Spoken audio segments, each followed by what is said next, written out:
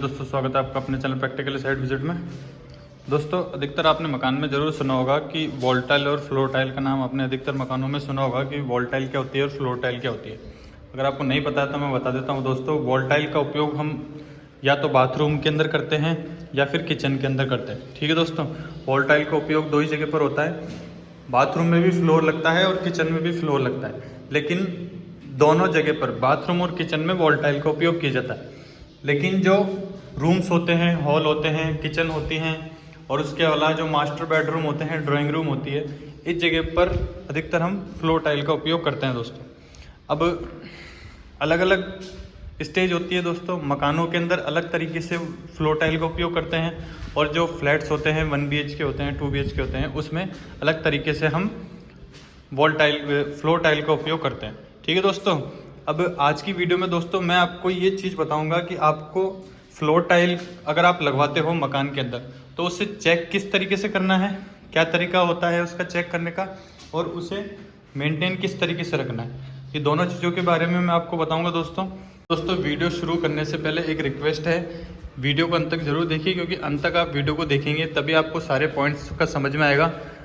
ये अधिकतर मैं इसलिए बता रहा हूँ दोस्तों क्योंकि फ्लोर टाइल जब भी लगती है, फ्लोर टाइल हम लगा तो देते हैं लेकिन हम कुछ एक ऐसी चीज़ें छोड़ देते हैं। छोड़ने के बाद में हमें अगर कोई भी तरीके का कोई भी डिफॉर्म या कोई भी तरीके की सीपेज आती है हमारी फ्लोर टाइल के अंदर, तो हमें पूरी टाइलें उखाड़नी पड़ती है और टाइलें उखाड़ने के बाद में उसका सेट नहीं मिलता है। अधिकतर ये प्रॉब्लम आती है क्योंकि हम जो भी टाइलें मंगवाते हैं वो हमेशा बाहर से मंगवाते हैं, बाहर से ट्रांसपोर्ट होता है। तो एक छोटे से बॉक्स के लिए आप दिल्ली या मुंबई नहीं जाओगे अगर आप राजस्थान के हो तो इसीलिए मैं आपको समझाना चाहता हूं दोस्तों। मेरे जो मैं आपको पॉइंट्स बताने वाला हूं उन पॉइंट को आप अच्छी तरह से समझिए और समझने के बाद ही आपको पूरी वीडियो का जो प्रारूप होगा वो समझ में आएगा। ठीक है दोस्तों, तो वीडियो शुरू करते हैं। अगर आपने हमारे चैनल को लाइक शेयर एंड सब्सक्राइब नहीं किया है तो लाइक शेयर एंड सब्सक्राइब जरूर कर दिए और नोटिफिकेशन पर प्रेस कर दीजिए, जिससे और इस तरह की इन्फॉर्मेटिव वीडियो आपको मिलते रहे और इस तरह का नोटिफिकेशन भी दोस्तों आपको मिलता रहे। दोस्तों टाइलों के अंदर 3 स्टेज से फ्लोर टाइल का उपयोग हम करते हैं। पहला तो दोस्तों ये होता है कि टाइलों को हमें फ्लोर टाइल हम लगाते हैं तो हमें लगाना किस तरीके से है। ठीक है दोस्तों, दूसरी स्टेज होती है कि जब मिस्त्री लगा देता है, ठेकेदार लगा देता है, अगर आपको भी पता लग जाता है कि इस तरीके से लगानी है तो उसके बाद में आपको चेक किस तरीके से करना है।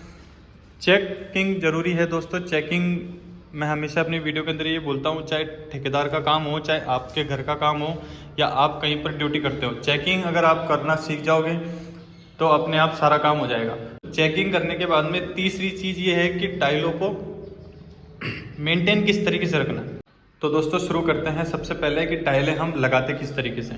ठीक है दोस्तों, सबसे पहले आप जो फर्स्ट स्टेज होती है वो यही होती है कि आप जो भी आपके, अगर मैं 1 BHK 2 BHK 3 BHK जो फ्लैट्स की बात करता हूँ, अभी मैं फ्लैट की बात कर रहा हूँ, मकानों के भी मैं आपको समझाऊंगा कि मकानों में किस तरीके से लगता है, लेकिन अभी मैं आपको फ्लैट्स के बता देता हूँ कि जो मकानों में जो फ्लैट्स जो हाई राइज बिल्डिंग होती है उसमें फ्लैट जो होता है वो किस तरीके से होता है। जो भी आपका कॉरिडोर होता है दोस्तों, उस कॉरिडोर के लेवल में ही अगर अलग अलग स्टेज होती है कि कुछ ये होता है कि जो कॉरिडोर होता है उससे हमारा जो अंदर का फ्लैट का जो फर्श है वो उठा हुआ होना चाहिए, या फिर कॉरिडोर अधिकतर यही होता है कि जो भी कॉरिडोर का पानी है वो अंदर ना आए, तो इसके लिए हम फर्श को उठा के रखते हैं। तो आप एक टेम्परेरी सूत जो होता है, टेम्परेरी लेवल होता है, हमेशा या तो चौखट पे लगा हुआ रहता है या फिर जो अंदर रूम्स वगैरह होते हैं इन पे लगा हुआ रहता है। ये देख सकते हैं वीडियो में आपको दिख रहा होगा, ये सूत जो जड़ा हुआ है, ये सूत जो जड़ा हुआ है दोस्तों।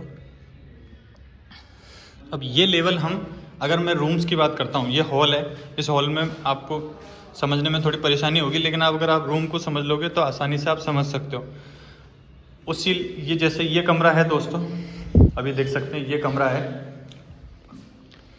इस रूम्स की हमने अगर वॉल फ्लोर टाइल लगानी है तो इसके लिए हमें सबसे पहले क्या करना पड़ेगा, जो मैंने आपको लेवल बताया वही लेवल आपको ट्रांसफ़र करना पड़ेगा। ये देखो, ये पूरा लेवल ट्रांसफ़र करने के बाद में सूत जड़वा दीजिए आप पूरे। ये देख सकते हैं आप पूरे पे सूत जड़ा हुआ है।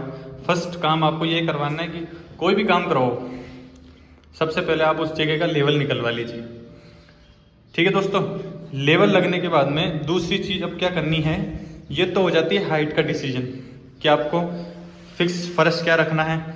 अगर यहाँ रूम्स है तो रूम्स की वॉल टाइल पूरी एक ही फ्लोर में आती है, बालकनी तो है नहीं या फिर किचन भी नहीं है जो पानी का स्लोप हम या बाथरूम है जो पानी का स्लोप हम वे में लेके जाए, ये तो रूम्स या हॉल होता है तो लेवल एक ही होना चाहिए। तो इसके लिए आप ये जो सूत दिख रहा है आपको, ये सूत झड़वा लीजिए चारों कोनों में। जो लेवल इधर आएगा वही लेवल उधर आएगा। अगर यहाँ से आप 2 फुट नापते हो तो वहाँ से भी 2 फुट आएगा, बीच में भी 2 फुट आएगा, जो भी कॉर्नर होते हैं सब जगह पे 2 फुट आएगा। ठीक है दोस्तों, ये तो होती है अब हाइट की बात। अब दूसरी चीज़ आती है कि आपको नाप में कैसे लेनी है। अब जैसा कि मैं आपको टाइल की साइज़ बता देता हूँ। अगर 2x4 की टाइल है, अलग अलग साइज़ होती है, 2x2 की होती है, 1.5x2 की होती है। 2x4 की अगर मैं साइज़ की बात करता हूँ तो सबसे पहले इसका रूम्स का गुणिया निकलता है। ठीक है दोस्तों, गुणिया इसलिए ज़रूरी है क्योंकि गुणिया निकालने के बाद में ही पता पड़ता है कि जो भी टुकड़ा आता है वो टुकड़ा आपको लास्ट में देना है। आप देख सकते हैं अगर मेन गेट है तो मेन गेट पे देख सकते हैं अभी साबुत टाइलें लगी हुई है, और जो भी टुकड़ा है वो कॉर्नर पे लगा हुआ है। ये देख सकते हैं जो भी टुकड़ा है वो कॉर्नर पे है। तो आप इसका पहले गुणिया निकाल लीजिए। अब ये गुणिया कैसे निकलेगा, एक पूरी सिंगल टाइल ले लीजिए और उसके बाद में एक पूरी सिंगल टाइल उस तरीके से ले लीजिए। तो ये देखिए ये गुणिया, ये देखिए इस जगह पे आपका ये इस तरीके से गुणिया बनता है। ठीक है दोस्तों, तो ये गुणिया बनने के बाद में आप आसानी से एक एक 1 बाय 1 स्टेप बाय स्टेप एक एक टाइलें लगवा दीजिए। एक एक टाइलें आप लगाते जाएंगे, अपने आप समझ में आता जाएगा धीरे धीरे। जो भी टुकड़ा होता है हमेशा जो मेन गेट होता है मेन गेट पर ही गुणिया बनाइए, जिससे जो भी साबुत टाइलें होगी वो मेन गेट पे लगी हुई होगी। तो जो भी लोग आएंगे उन्हें स्टार्टिंग में थोड़ा सा इंप्रेशन अच्छा जाता है दोस्तों। फ्लोर टाइल के अंदर जो भी पट्टा होता है टुकड़ा होता है वो साइड में लग जाता है। तो मेन गेट से ही गुणिया बनवाइए हमेशा। गुणिया बनवाने के बाद में जो भी टुकड़ा होता है वो साइड में लग जाता है। ठीक है दोस्तों, ये होता है लगाने का तरीका। अब दूसरी चीज़ आती है दोस्तों कि आपको चेकिंग किस तरीके से करनी है। वॉल्ट अगर फ्लोर टाइल लग जाती है माने, तो फिर उसके बाद में आपको चेक किस तरीके से करना है। चेकिंग सबसे पहले मैंने आपको जैसे बताया, जो भी सूत जड़ा हुआ है उससे नाप कर लीजिए। अगर आप दीवार की बात करते हैं तो दीवार से अगर 2 फुट नापते हैं तो चारों कोनों पे 2 फुट आएगा। ठीक है दोस्तों, अगर बीच में अगर आपको चेक करना है तो बीच में मैं आपको 2 तरीके बता देता हूँ। एक सूत वहाँ जड़ा हुआ है और एक सूत यहाँ जड़ा हुआ है। दोनों सूत पर पकड़ लीजिए, कच्चे सूत पकड़ के, और बीच में उसका मेजरमेंट कर लीजिए, नाप ले लीजिए। 2 फुट का आना चाहिए। अगर उधर भी 2 फुट है इधर भी 2 फुट है तो बीच में भी 2 फुट ही आएगा। तो बीच में मेजरमेंट कर लीजिए। दूसरा तरीका, कोई भी एक सिंगल पाइप या सरिया खड़ा कर लीजिए टेम्परेरी। जो भी लेवल होता है वो लेवल उस जगह पर ट्रांसफ़र कर लीजिए। जो यहाँ सरिया खड़ा हुआ है उसी पर ट्रांसफ़र कर लीजिए, और तो लेवल अब बराबर आ गया। जो वो लेवल आएगा वही लेवल इधर आएगा, तो उसी लेवल से आप इस जगह पर नाप कर लीजिए। जो भी 2 फुट है तो इधर भी उस लेवल से 2 फुट नीचे दिखना चाहिए। अगर अप एंड डाउन है तो उसका ऊंचा नीचा है, इसका मतलब आप उस चीज़ को सही करवाइए। ठीक है दोस्तों, तो चेकिंग फर्स्ट आपको ये करनी है कि पहले लेवल निकलवाना पूरा, उसके बाद में लेवल से नाप लगवाना है। नाप का डिसीजन हो गया। अब दूसरी चीज़ चेकिंग आपको किस तरीके से करनी है। आप बीच में कहीं किसी भी जगह पे पानी, थोड़ा सा पानी, एक डब्बा या एक बाल्टी लेके पानी थोड़ा सा निकाल के रख दीजिए। उस पर पानी थोड़ा सा डोल दीजिए उसके ऊपर। अगर आप पानी को इसके ऊपर रख देते हैं, फैला देते हैं, फैलाने के बाद में अगर स्लोप कहीं पर दिया हुआ है, कहीं पर भी स्लोप का अगर मान लीजिए गलती से हो जाता है, वैसे जान करके कोई नहीं करता है, गलती से हो जाता है ठेकेदारों से, कि अगर स्लोप की जगह पर है तो तुरंत उस पानी उस जगह पर आ जाएगा। ठीक है दोस्तों, हम अधिकतर बाथरूम में अगर फ्लोर लगवाते हैं, बाथरूम में फ्लोर जब भी हम लगवाते हैं हम अधिकतर यही चेक करते हैं। अगर मान के चलिए यहाँ से लेके यहाँ तक का अगर स्लोप है, ड्रेन पाइप इधर दिया हुआ है, तो जो भी पानी का स्लोप आएगा वो इस जगह पर आएगा। तो हम पानी को इस जगह पे थोड़ा सा बहाते हैं। बहाने के बाद में जो भी पानी इधर आता है स्पीड से आता है तो बहुत अच्छी बात है। थोड़ा सा कम स्पीड से आता है तो उसे हमें थोड़ा सा मेंटेन करके रख सकते हैं। लेकिन अगर बराबर ही रह जाता है पूरा तो फिर कोई मतलब नहीं है उसको, तो फिर दोबारा टाइल आपको लगानी पड़ेगी दोस्तों, क्योंकि वो चीज़ चलती नहीं है। ठीक है दोस्तों, तो फ्लोर टाइल का दूसरा तरीका यही है कि आप पानी को थोड़ा सा बहा दीजिए, फैला दीजिए। फैलाने के बाद में अगर जिस भी जगह पर अगर स्लोप है, ऊंचा नीचा है, तो पानी उस जगह पे जाएगा, और अगर आपका लेवल में है, बराबर लेवल में है, तो पानी उसी जगह पे ठहर जाएगा। ठीक है दोस्तों, दूसरी चीज़ हो गई कि आपको ये चेक करना है। दोस्तों आपको तीसरा जो तरीका है वो तीसरे तरीके से ये करना है कि जो भी आपकी फ्लोर टाइल लग जाती है, 2x2 की हो या 4x4 की हो, आप किसी भी एक सिंगल पाइप को ले लीजिए, एक टेम्परेरी सिंगल पाइप होता है, और उसे इस तरीके से बजाइए। इस तरीके से उसे बजाइए। अगर बजाने के बाद में अगर इस तरह की आवाज़ आती है, वो एक आवाज़ अलग तरह की आती है दोस्तों। चेकिंग करने का मैं तरीका बता रहा हूँ। अगर इस तरह से आप बजा देते हो, बजाने के बाद में एक जो वॉइड रेशो अगर कहीं पर रहता है, खाली जगह पर कहीं पर रहती है, तो उस जगह पर एक अलग ही तरह की आवाज़ आ जाती है। बिल्कुल खाली खाली आवाज़ आती है जो थोड़ी सी साउंड देती है। अभी जो मैंने आपको आवाज़ सुनाई है वो उसमें किसी भी तरह का कोई साउंड नहीं था, बिल्कुल भराव क्षमता बराबर थी। इसका मतलब ये होता है कि टाइल के नीचे माल भरा हुआ है, और टाइल के नीचे आपको माल भरवाना ही भरवाना है, नहीं तो पोली बसती है टाइल है। और अगर पोली बसती है तो फिर उसके बाद में आगे जाके वो टाइल टूटेगी। कोई भी वजन रखने के बाद में वो टाइल टूटेगी, क्रैक होएगी, आपको उसका मेंटेनेंस का खर्चा आपको उठाना पड़ेगा। तो मेरी रिक्वेस्ट ये रहती है कि जब भी टाइल लगे तो तुरंत ठेकेदारों से कह के या ठेकेदार के साथ में रह के चेकिंग करिए। चेकिंग करने के बाद में हाथों हाथ चीज़ें सही हो जाती है, उसके बाद में कोई प्रॉब्लम का इशू नहीं होता है। ठीक है दोस्तों। तो तीसरा तरीका ये है कि आपको किसी भी तरह की कोई भी टाइल पोली नहीं बजनी चाहिए। अगर पोली बजती है तो वो गलत है। ठीक है दोस्तों। तो दूसरा तरीका मैंने आपको समझा दिया। पहला तरीका लगाने का समझाया, दूसरा तरीका आपको मैंने उनको चेकिंग करने का समझाया। अब तीसरा तरीका ये है कि आपको दोस्तों इसको मेंटेन कैसे रखना है।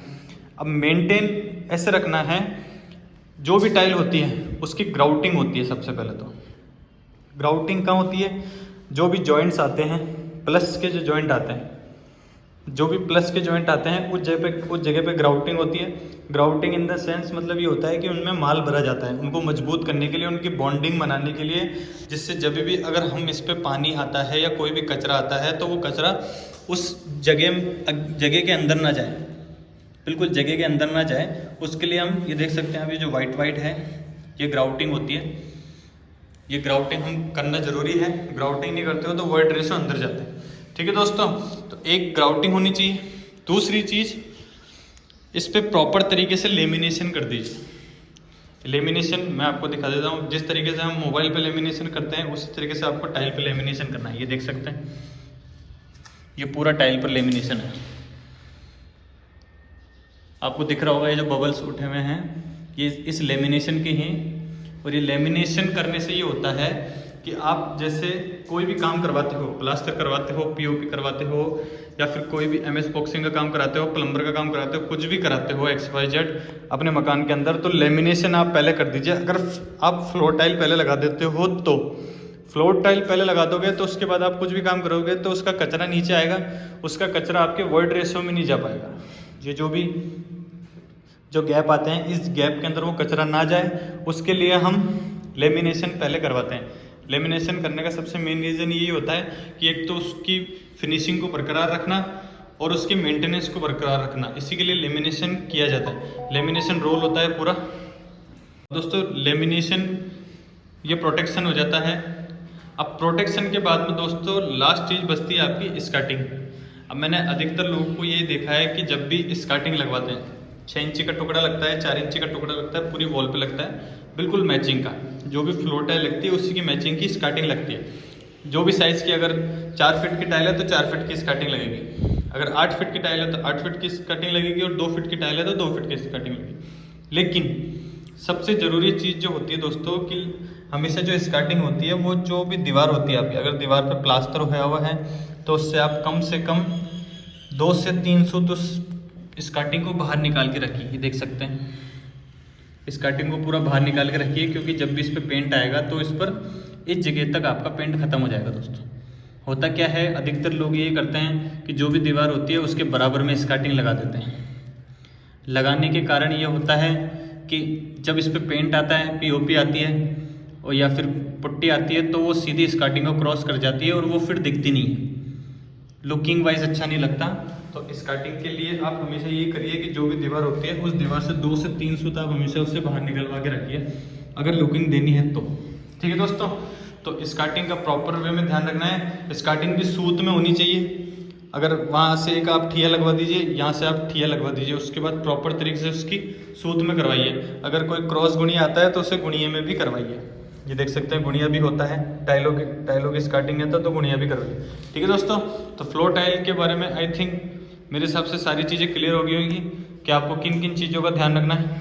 अगर आप मकान बनाते हो तो फ्लोर टाइल लगवाते हो तो इस चीज़ का जो मैंने आपको पॉइंट्स बताए हैं, लगवाने का भी और चेकिंग करने का भी, इन चीज़ों का विशेष रूप से ध्यान रखिए। ठीक है दोस्तों, आई होप वीडियो आपको अच्छी लगी होगी। अगर वीडियो से आपके मकान में आपको हेल्प मिले तो हमारे चैनल को लाइक शेयर एंड सब्सक्राइब जरूर करिए दोस्तों, और वीडियो को अंत तक जरूर देखिए। तब तक के लिए जय हिंद, वंदे मातरम, भारत माता की जय।